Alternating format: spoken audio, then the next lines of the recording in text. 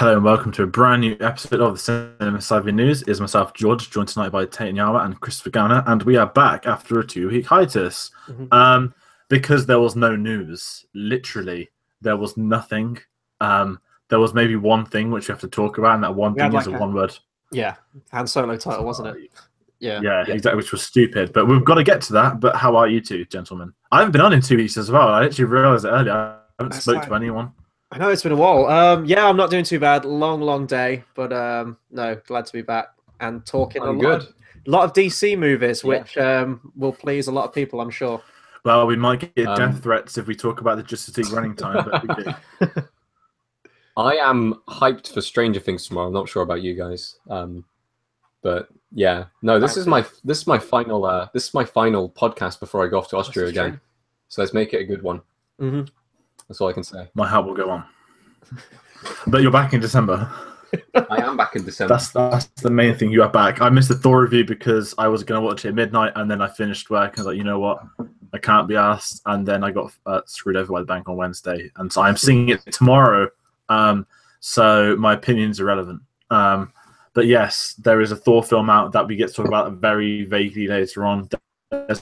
There's a lot of things coming out here with the news, and we're going to begin with the most random bit of news in a long time. For people at home who know who Gareth Evans is, he made the amazing Raid and Raid 2. And you're probably wondering, wow, they finally announced the Raid 3. No. Even worse. He's writing and directing a DC film. He's going to be directing Deathstroke, and I really don't know where I stand with this because Joe Manganiello, I don't know that's how you pronounce it. He was obviously cast ages flick Batman film. They test footage and everything, didn't they? They released, and it all went quiet. We got a page one rewrite. That's what we know. And then literally last night, out of nowhere, Gareth Evans is writing, directing a Deathstroke film as part of the DCEU. And I don't know because I really wanted the Raid 3, and I think that echoes everyone. Yeah, it's going to be a gritty film. Of course it is. It's DC. Oh no, I was going to say it's going to be a gritty film because of the director. This might be like the first director that might actually do something good with the gritty material. If we, I'm not going to lie. If we can get Deathstroke with his sword that he brings out of his back, and just somehow get Iko Uwais in there as a villain or something, you know that this could be potentially one of the best films in a long time. But it's DC. If DC let him make the movie he wants to make, then it could be good. If they start going in and meddling thing, and of course you're going to have some studio involvement. It's a superhero film; it happens all the time. I think it's perfect director though. Based on the Raid and the Raid 2, arguably in the top 10 of best action films ever made. Seriously incredible. And if anyone's, I don't know much about the Deathstroke character. I know that in the comics he's affiliated with the Suicide Squad itself, so maybe they'll look to sort of merge him into that down the line. But I only really know him from the Arkham game. Batman Arkham Origins is one of the earliest boss fights in the game, and it's probably the best bit of that game in terms of his combat. We don't know if Batman's going to be in this game. I know that Deathstroke is pretty much the physical equal to Batman. Yeah. They pretty much have exactly the same move set. They can second guess each other's moves, and that's what makes him such a formidable opponent. But yeah, no, we had that video that was leaked, the little teaser video, and we didn't know if it was going to be for Justice League. We didn't know if it was going to be for the Batman. So if they keep that look, if they keep the actor, then it should be good. But if DC are moving to this more standalone style of movie making now, and they're going to break away from the cinematic universe, then I think that's probably the best move for them at this point. I do want to say, though, that Deathstroke has been on screen recently in the Arrow franchise. I wouldn't even say recently. It was a few years ago. And that was very well played. Yeah. I really like that incarnation of it. The peak of the DC TV, when it was amazing, all built up to Deathstroke in Season 2. And I don't watch Arrow anymore. I know that they try and bring him back an episode a year. And Manu Bennett is amazing as that, and I adore him in it.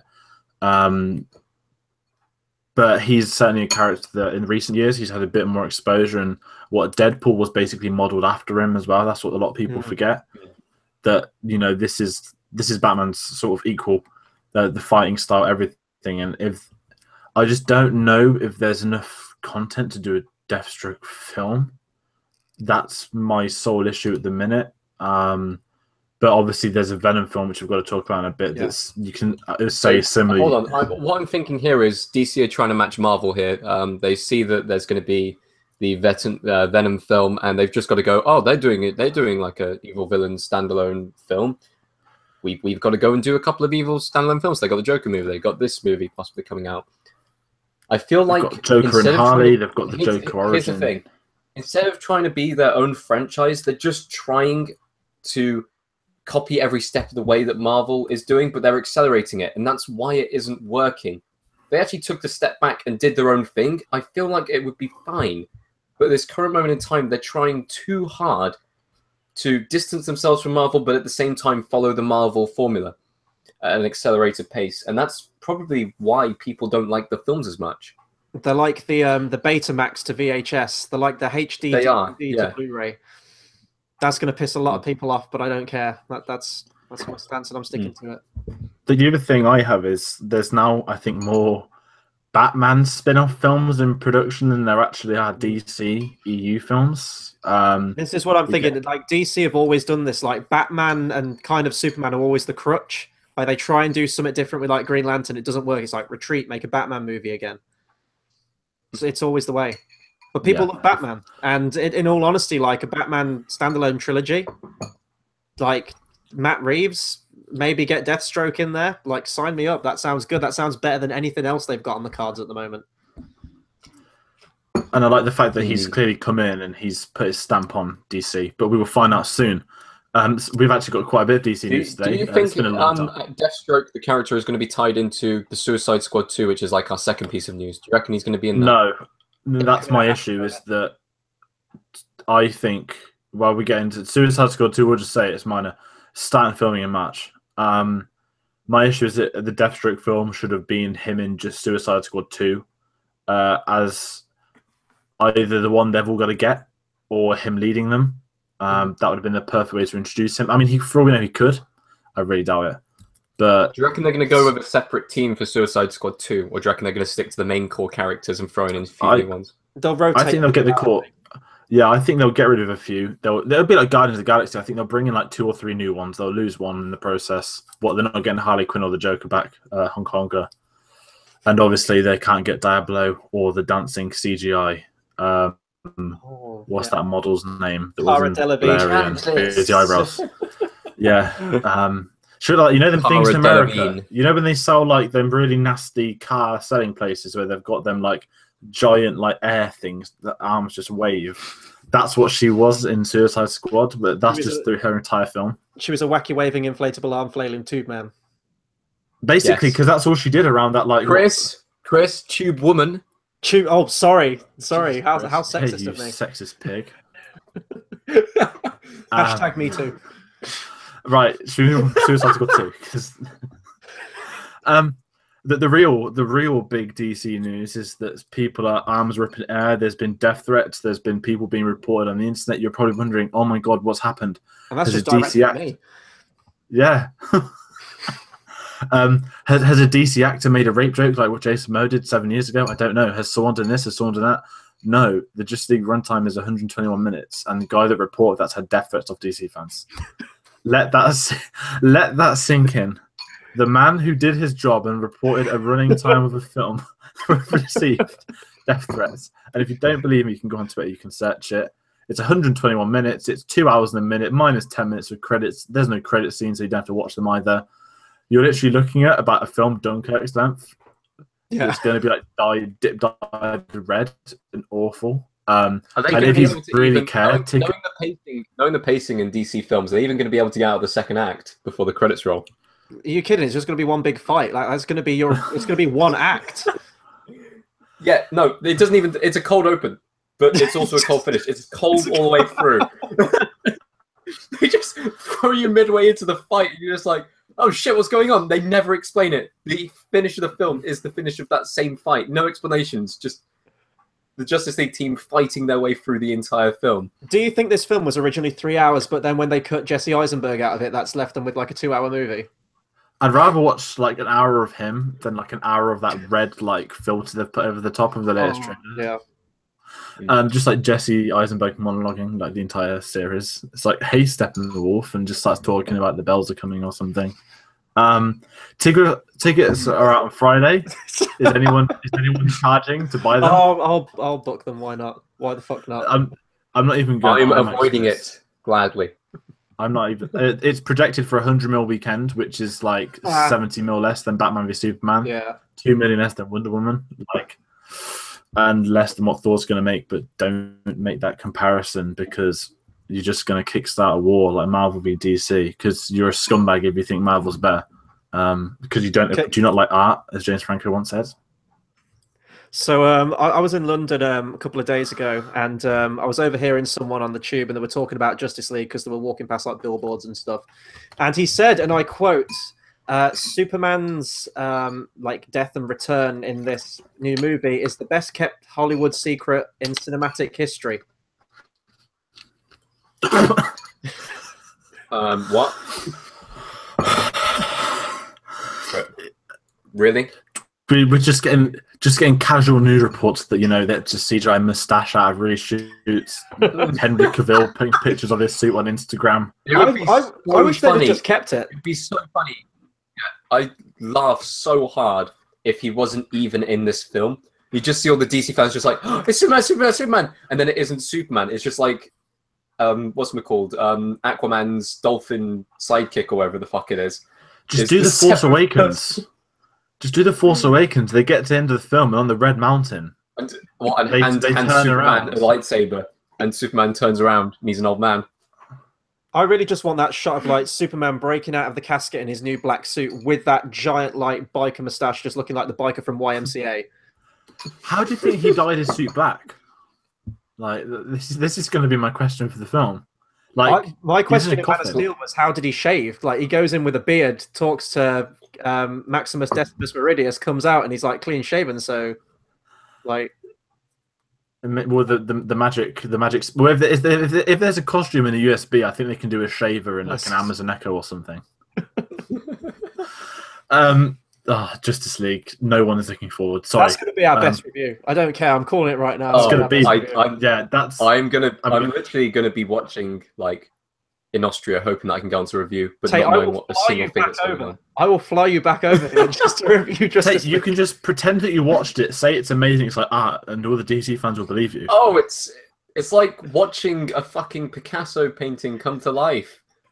Yeah, it's like because it's all red and shit everywhere.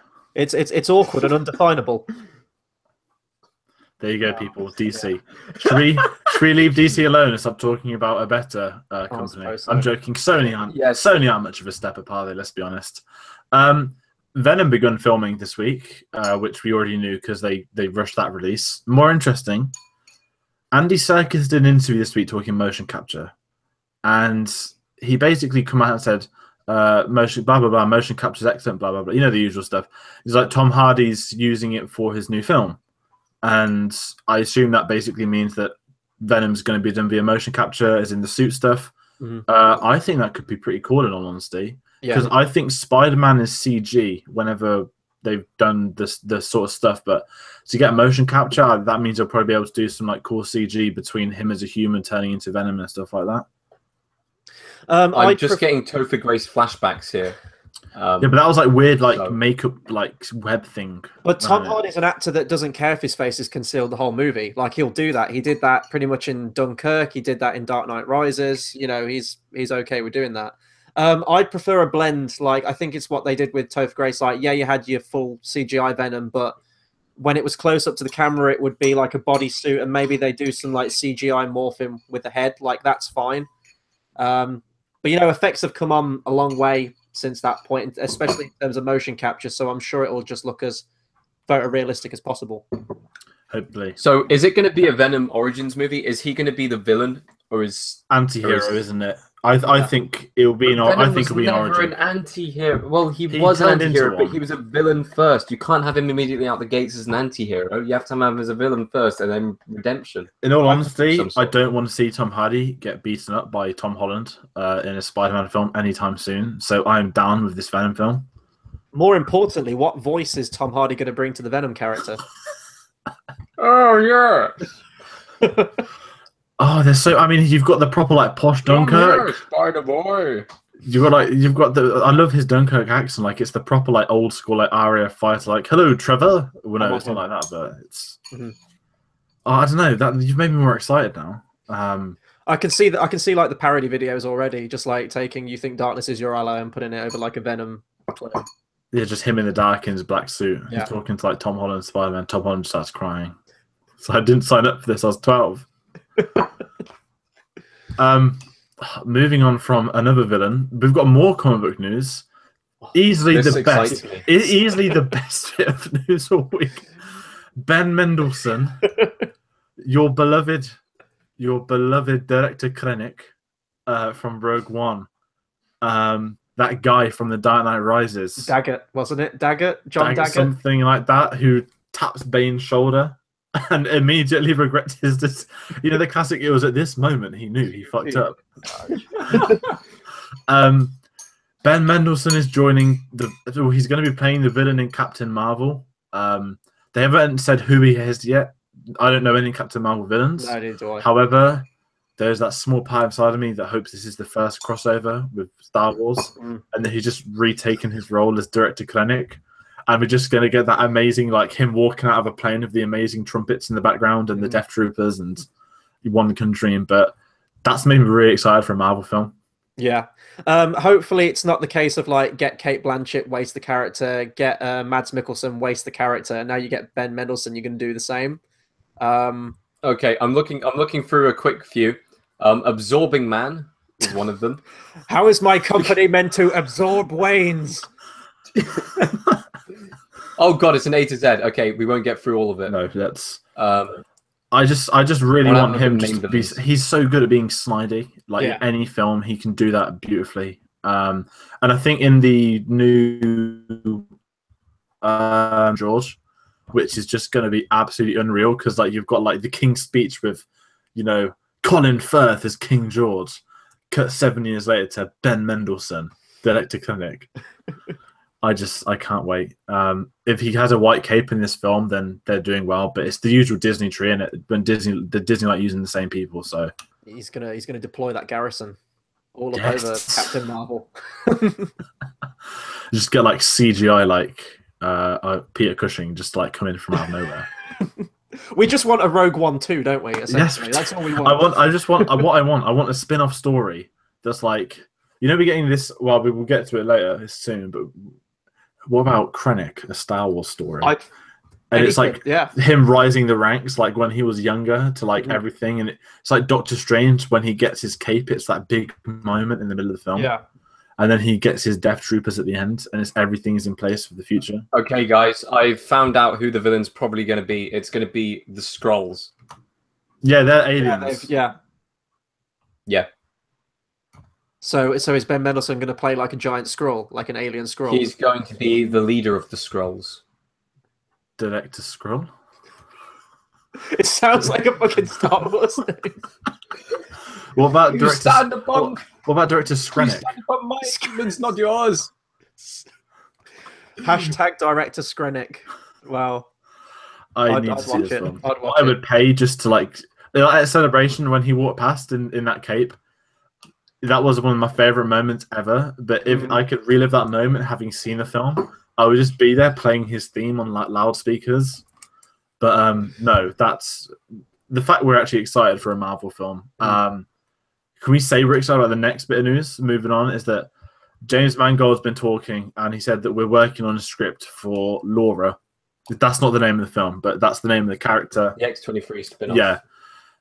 We had rumors of this, and I don't know. I mean, Hugh Jackman come out and said that he's not producing it because he was in the same room as the interview. So he's not doing anything like that. He says, but he will be there at midnight to watch it at the cinema. I don't know what I feel about this. I think we knew that this was going to happen like straight after we saw Logan. I'd hope they'd give it a few years, because they better keep the same actress, because she was fantastic, especially for like an introductory role as well in a film. But give it a few years after Logan, you know, let the dust settle a little bit. It came out this year, for God's sake, you know, just give it like about, I'd be happy if they did one in like 5 years time or something, like seriously, like 3 or 5 years time. I'm willing to go ahead and say that this film doesn't even need to be made in the first place. Agreed. For the first time in a long time, we have had what we can almost call a standalone, without really any context needed going into it because it explains itself, comic book movie film, which was incredible. It was artistic. It was brilliant. Can we please not have it have a sequel? Can we please just have a film that is just left alone to be itself? Because I feel like even if the film's good, like if it is bad, then that could tarnish the legacy of the first film that was made. And we really don't want that. And knowing that they're already thinking about doing it means that they're not obviously taking time to think about it. They're just going, oh yeah, it makes money, therefore we're going to go for it. Do you think they'll bring back that? Alone. Do you think they'll bring back the fat kid that was the first one to get captured? He had the little toy figures, didn't he, of all of them? Yeah. That guy. If he's in it, then I'm down. Was it? Is it going to be, if it follows straight on, it's going to be her leading the pack of people whilst they struggle to survive on the Canadian border? Do you know what they could call it? New Mutants. Oh wait, they've already took that for another film that actually looks really stupid. No, I've seen a trailer for it. It's Fox. Fox don't have a clue what they're doing. James Mangold's better than this. He's done 3 Wolverine films in a row. He's had his trilogy. No, he hasn't done 3. He's done 2. Sorry. I want to see some of his other projects. I want to see what he wants to do. Fair enough if he wants to do these, but I think he's better than that. So here's the thing, though. So we've got like this spin-off coming out, but I reckon their plan is to get Laura into the X-Men because let's face it, like now they've done these new X-Men films. There's a Wolverine-shaped hole in the X-Men franchise. What better way to add a new one, continue the series, add Laura into it? Now I know that she's like way in the future, and we're still like going like a decade at a time. So this new one will be Dark Phoenix will be set in the 90s, and none of the characters will age. Again, so I'm wondering if like down the line they're going to do that jump to the future, and then we're going to have like Lara and the New Mutants, and that's going to be our next incarnation. Are you saying we're going to get Days of Future Past again? Yes. Yeah.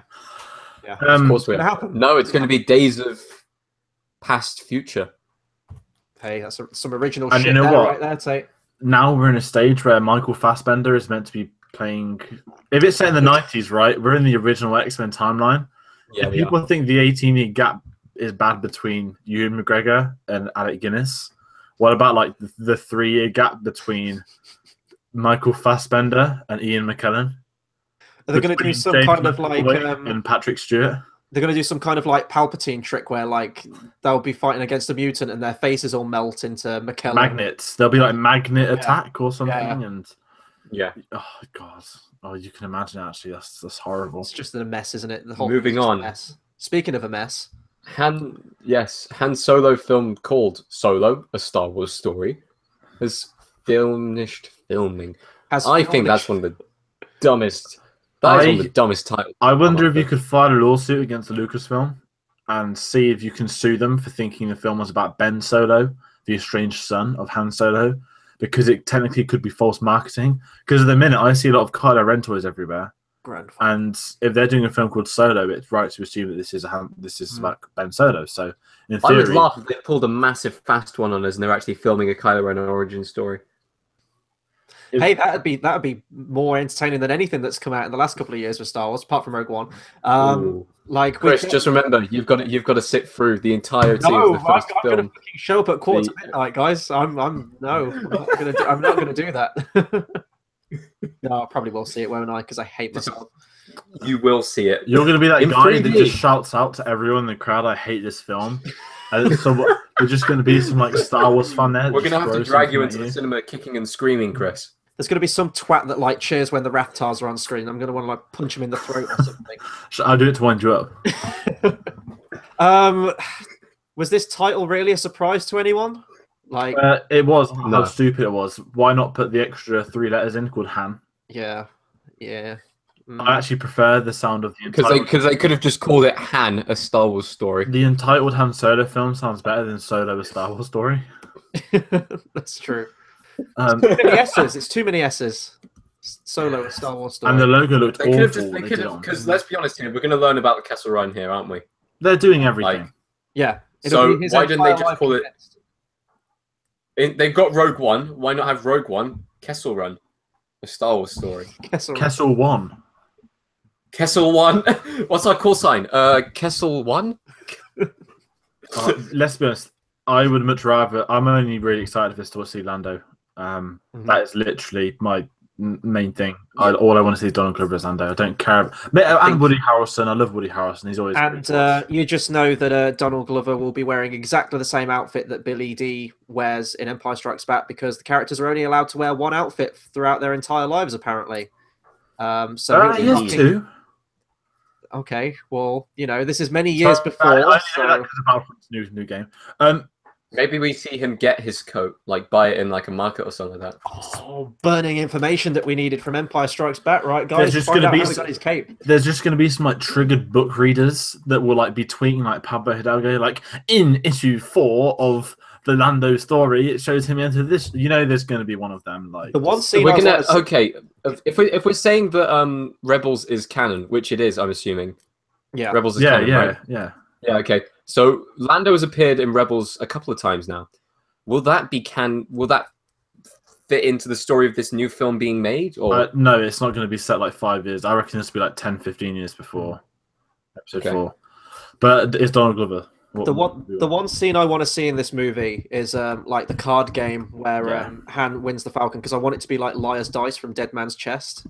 Like intense as fuck. I was thinking Casino Royale. Casino, yeah. You just bring in like Mads Mikkelsen for like one scene, and you just Galen, get, like, yes, Galen Erso. Like he bets the Death Star. Imagine him sitting down at the table, just like we were this close. Yeah, you've got a little Krennic mobile. Like he pops in, you've got a little reunion, and then he gives Han Solo a heart attack by spiking his drink. Yes. Yeah, and then he still wins at the end of the game, and that's how Lando and him betrayed. Lando dies at the end by drowning in an elevator. Lobot is the dealer of the deck. We just made a better Han Solo movie right there. That's a better movie. That's more original. Surprisingly, and obviously Jabba. It's at Jabba's palace. This game. Yes, Jabba's going to be in there. Boba Fett's going to be there as well. Boba Fett's like the security guard on the door. Yeah. No, I reckon Boba Fett will be a friend. No, he won't. They're both bounty hunters, aren't they? Or not really. No, one's a smuggler, one's a bounty hunter. There you go. Moving on. One thing I need to add in. I spoke about Woody Harrelson, and this is in the news. This is the spoiler of Planet of the Apes. The deleted scenes are apparently coming out this week for Planet of the Apes, and they released one online. So for anybody that cared about the human characters in Dawn of Planet of the Apes, which I don't think anyone did, Jason was played by, I always forget his name. Oh God, yeah, no. The one that was in Great Gatsby. Jason Clark. No, it's Jason Clark. Yeah, it's called Malcolm. That was it. Yeah, it's called Malcolm in the film. They did a deleted scene which you find out what happened to him, and it's basically Woody Harrelson's got Caesar in the cage, and he says, "Oh yeah, I heard about you. Some guy and his family came up to me saying you've got to help this ape. Blah blah blah. He's blah blah blah. He's great. Got to help him." And you know exactly what's going to get said, and Caesar just grumbled. It's pre motion capture. Caesar as well. He's like, "What happened?" He's like, "I shot him." Da da da.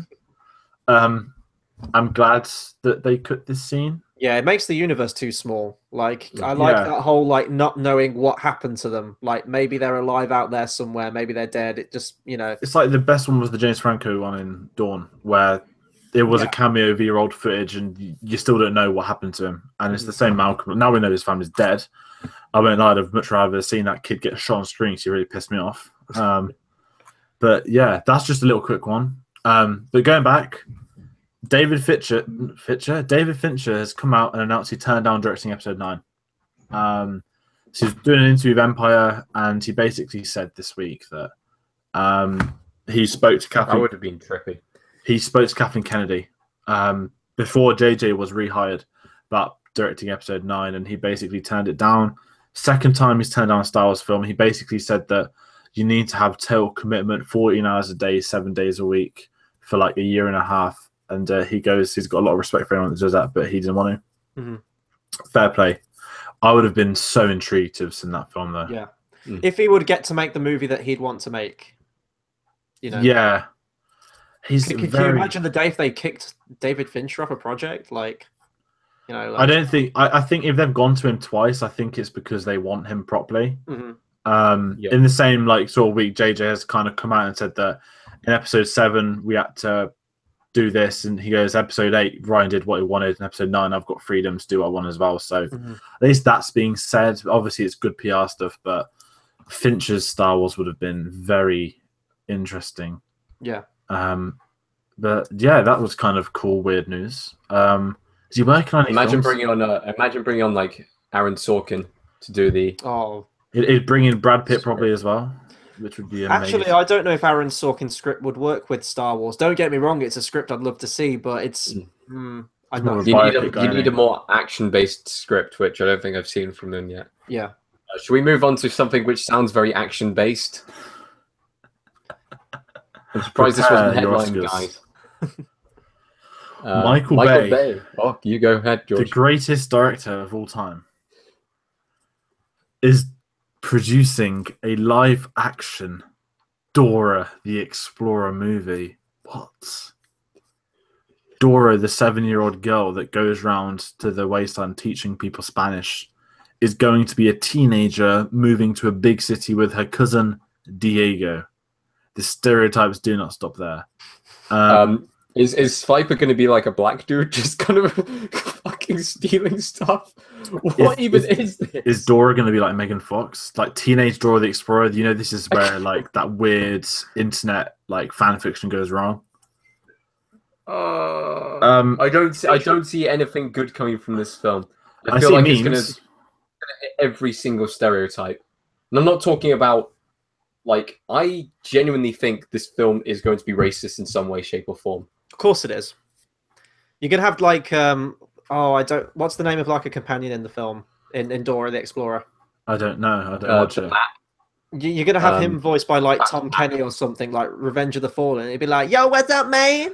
No, the map will be like proper British old school. Map's gonna be Google Maps. Let's be honest here. The map will be voiced by Anthony Hopkins from Last Night. That actually wouldn't be that bad. Anthony Hopkins being a map, like he'll fucking do anything at this point for a paycheck, wouldn't he? Like, yeah. Anyway, we'll move on. I don't even know. Like, I thought it was a joke when I first saw it, but it turned out to be real. And I think all I want is just like Dora that's we're looking over the Grand Canyon, and there's just like a nuclear bomb that just goes off in the background. She's gonna have like a backpack and then C4 charges. As she walks away from the fucking explosion, she just says, "Swiper, no swiping." What if The Rock plays her dad? What if The Rock plays fucking Swiper? What if The Rock plays Dora? Who is Swiper? What if The Rock plays the Fox, dude? Huh? The Rock is playing Dora, dude. Yeah, let's be honest, we'd all watch that. What's wrong? Do you have something against transgenders? You bastard. No, I don't. Just imagine being a parent taking your kids to the Dora the Explorer movie, and it's like a 15-year-old in like a tank top and like a bikini, like she'll be like running in slow motion towards the camera as explosions go behind her, just like all of this action going on as well. And it'd be really awkward for everyone involved because she's like 14 and Michael Bay continues to do this in his movies. And there'll be like the America flag in the background. Yeah, of course, yeah. Oh, we got to count the American flags, the amount of Mexico flags, and the amount of Spanish flags that will be in the film. And there'll be all like, you know, political, like what's going on now in the news with like Trump and the wall, and maybe it'll be Dora trying to take down the wall. Who knows? Yeah, no, Dora trying to make it across the border to get home to her homeland of Mexico, but getting shot at whilst going over. It's going to be great. Okay, George Lego talks Terminator 6. He says, I think Cameron and Tim came up with a concept where they can continue on with the T800, but make a whole new movie. What they're doing with this one is basically just take a few very basic characters, like Linda Hamilton's character and my character, dismiss everything else and move away from all these rules of the timeline and other characters. Can I just say, Tate, I'm very disappointed that you didn't read that out in Arnold Schwarzenegger voice. I think Cameron and...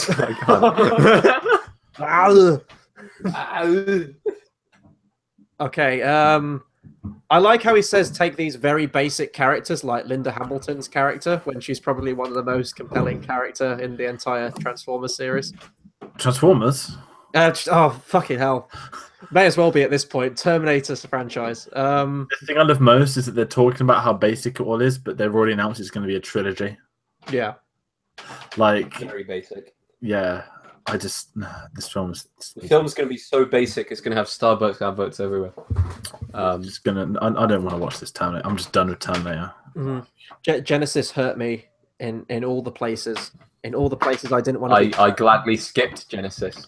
Honka Honka Man says Tron 3 is alive. That's literally it. That is the quote. Is So I asked him, what about Tron 3? He put, it's alive. Do you have to say it like the old Frankenstein movie with like in It's black and white? alive! I love Jared Leto. Like, he's become such a cool meme. Like, it all began with Honka Honka. And then now it's just like, oh yeah, I was blind for Beta. I didn't even get to like see Harrison Ford, and I worked with him. And you're like, shit, this guy's mental. It's like, what's he gonna do for Tron? We were speaking about earlier. What is he gonna do? Like, is he gonna become a computer? Actually inject himself into a computer. He'll find a way. He'll be the first to do it. Oh, Straight through the CD store. It's a shame though. Go on. I was like, because I love Tron Legacy, and they had everything in place for Tron 3. They had Cillian Murphy as the son of the villain from the original Tron, who was obviously going to be in the Tron 3 scripts, and obviously now that Peaky Blinders is a thing, box office draw. But then, like, it's Jared Leto in a Tron film. Like, I'm down for that. Like, we've just seen him in Blade Runner, and I don't know. Like, I love the Tron universe. I think Disney absolute bastards for cancelling Tron 3 because of the money Tomorrowland made, when Tron 2 was already a massive box office hit. And they're not. Do you know what? Whatever people say about Tron Legacy, I really liked it. Yeah, and like people, the visuals. Well, yeah, the visuals were great, and the story was very basic, but it was a Disney story. But I liked it, and I was behind it. It was, you could follow it. It was something that you could link to the first film. It worked. It was a reconnecting with his father. We've seen that with Disney. We've seen it in almost every Disney film. We've got it in Star Wars. Got it in Guardians of the Galaxy. Had it in Iron Man. Lego Ninjago movie. Oh yeah, I forgot you. I'd say that this film also could be seen as a trendsetter, as it got what's his face, Jeff Bridges, to do the facial euphoning. That was one of the first ones, wasn't it? And it was the one that kind of made it popular. So that film does have a legacy, and I feel like making a Tron 3 would really appeal to it. I genuinely would be down for that. Andy was a major character. It wasn't just for a 2-minute scene. No. Yeah, it's such a shame. It's been 7 years. It's been 84 years. 12 years I've waited. Just think for the people that waited 30 years for Tron 2, and then they've had to wait even longer for Tron 3. I know. We've got some rather minor bits of news, but this is quite a nice one. Obviously, Sir Roger Moore passed away earlier on this year. Pinewood Studios, who obviously is the biggest studio company in the world, they have renamed one of their main stages the Sir Roger Moore stage, which is kind of really cool, given everything he did with the Bond films and the sort of Bond legacy at Pinewood. So that was announced in a sort of thing on the news recently. So I wanted to add that in because that's a nice bit of news. Yeah. Moving on, we have the Tolkien biopic has started filming, starring Nicholas Hoult as Tolkien, and they've said it's going to be called Tolkien. Brackets, a mid-love story. I'm really looking forward to this movie, as long as it's not like Goodbye Christopher Robin, which from the sounds of it, like it could very much be like. I don't know, Tolkien's, if you look into if you watch any documentary on Tolkien or anything like that, he's a really interesting guy. I mean, he fought in World War One, and although he said with his writings that he didn't take any elements of his life and put it into his stories in the subtext, it kind of is there. Like if you look at Lord of the Rings, you've got the camaraderie and try to move on and go into war and coming back to civilized life. It's it's all in there. So if they do something like that, I think they're going to talk about how he wrote The Hobbit, but it's going to be him and his wife, and it probably go into him being a professor, like a linguistics professor, and the war stuff. So I think it could be good. Nicholas Holt's a great actor as well. Don't really see him as Tolkien, but I'm sure he'll do it justice. I'm looking forward to it, but I'll have to wait till a trailer, because it could be a really trite, I mean, you saw Goodbye Christopher Robin, didn't you, Tate? The kind of movie I mean. Yeah, I did. Yeah. Has the potential to be great, but it didn't quite make it. It was too soppy, and it had some moments which could have been gritty, but then the grittiness would go away 2 minutes later, and it decided to be a kid-friendly film instead of a mid-tier biopic, and it just didn't work. I haven't seen it. I don't care about Winnie the Pooh, so I'm alright. George just wants George Lucas, a Star Wars story, to combat this film. George Lucas's life is insane enough to warrant. I want to see it. Remember a couple of years ago they did a TV film on the making of Doctor Who, the first ever episode. Yeah, that was very well done with Finch. What I would pay to see a documentary on the making of Star Wars, like the original episode 4. Obviously, it never happened, but a George Lucas biopic or something like that would be awesome. Was that one, George? Was the Doctor Who one called Adventure in Space and Time? Yeah, and now David Bradley is actually playing the first Doctor in the Christmas special. Yeah. So he's actually that was very well done. I'm not gonna lie, I will rewatch that documentary before I watch the Christmas special of Doctor Who. But I would love it. I love Luke. Lucas has such a fascinating life and everything that's gone on. But I do like getting the biopics, and with it being filmed this time of year, like it doesn't reek of Oscar, because normally the Oscar ones they announce it in January to get your trailer in like September to come out in December. Whereas this it might be a passion project, hopefully. But Tolkien, fun fact, his grandson designed the sculpture at my primary school and opened it up. That's awesome. And also, I think the placement of the Shire in Middle Earth isn't that his hometown in Europe. Something like that. Something to do with Tolkien's like hometown, which is sort of nearest to Warwick. Well, no, I don't know if it's near to Warwick. But anyway, there's loads of weird facts. But yeah, moving from Tolkien though, Star Trek news, because we have to talk about the other stars sometimes. Carl Urban's been doing a couple of interviews recently, and they basically said, "What's the status on Star Trek 4?" He said they'd love to make another one. He goes, they don't know anything yet. It was a bit like Beyond. Beyond was kind of announced and it happened.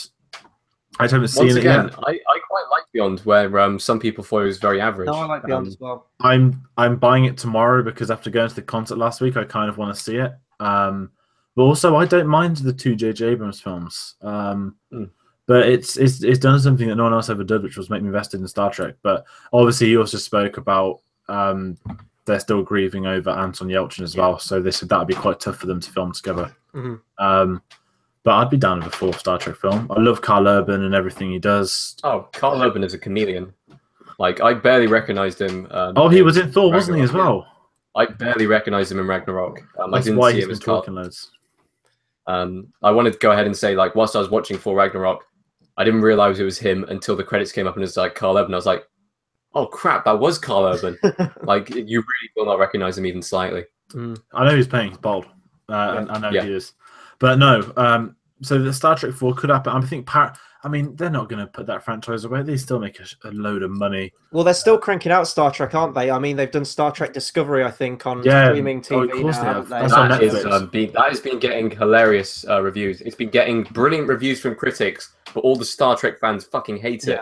Because they say it's too much like J.J. because I think it is fitting in the same universe, isn't it, as the J.J. Abrams films? It isn't. No. Here's the thing. Okay, I'm not a Trekkie here, but there are before all of them, isn't it? Listen. There are 2 Star Trek timelines. There is the J.J. Abrams timeline, and there is the original series timeline. This new TV show has future technology from the J.J. Abrams one, but is in the original timeline. That's why they're pissed off. It's set before the first TV show, but the technology is better. Yeah, because it wasn't shot in the fucking 70s, right? Like, they should have made it look like the old... I'm sorry, but any show with Lucius Malfoy in is worth watching. I am waiting for season 1 to finish. They announced this week they're getting a season 2.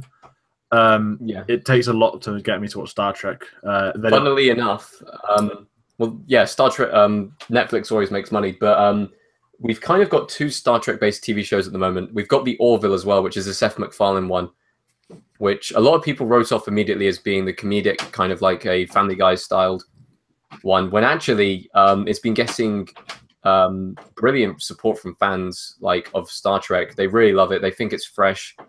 The episodes actually hit deep.